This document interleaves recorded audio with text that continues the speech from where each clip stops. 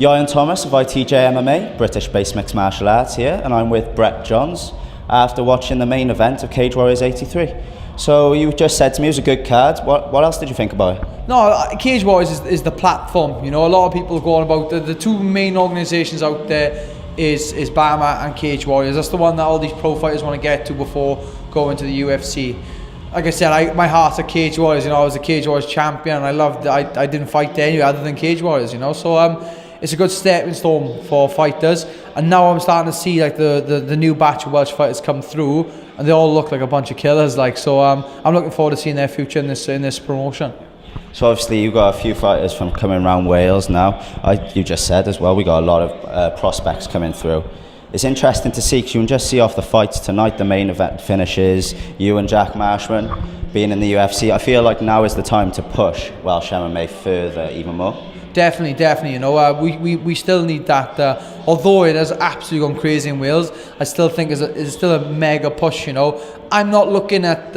Obviously, we are Newport Centre, great venue, but I'm not looking at Newport Centre. I'm looking at filling Millennium Stadiums up. You know what I mean? That's what I'm looking to do. And for example, you got me and Jack there. I don't see it being too long before Jack Shaw and Josh Reed being there as well. You know, so we're starting to get like a good solid base here. You know, where you know, years ago for me, I looked at this and it was an impossible dream, and now it's every day. So, you know, as up and comers, there's a lot of amateurs out there, new professionals, which I'm keeping my eye out on, and fingers crossed they can make a lot of noise in the future. You know. Obviously, Josh Reed won earlier, and now I believe a 7-0 he's on. Yeah, 7-0 now, you know, and like I said, he's a worthy contender for that belt, you know. I was just about to say, what are your thoughts? He used to be bantamweight champion here, the vacant's up for grabs at the next Cage Warriors. What's your whole thoughts on the scenario? Like I said, I'm quite close with Nathaniel Wood, who's fighting for that title, you know, and he's an absolute, an amazing athlete, you know what I mean, he really is, and I see him winning in June, I think it is. And then I see maybe a potential fight with Josh, maybe October, so maybe later than that. You know, I definitely do see a big. You know, after this one now, I see Nathaniel's first title defence being a big one. You know. And going back to pushing Welsh MMA further, you have been recently involved with Ffeit on S4C, which covering both boxing and MMA. Just tell me how that came about, how you got that. Did you go to them? Did they come to you? Well, to be honest, the documentary went out a few weeks ago, just a few days before UFC London, and it was quite a big hit.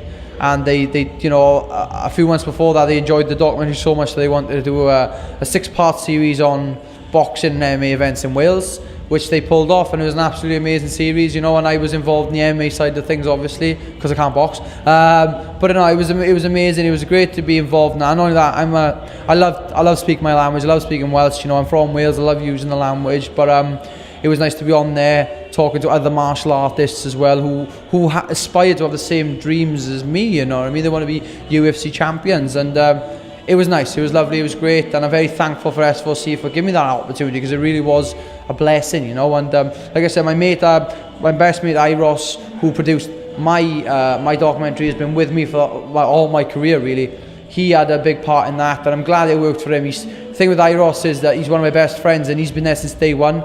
And when he says he's going to do something, he'll do it, and that's what he did. So. Obviously, it went down a big hit. You're excited about it. Is there more of that coming?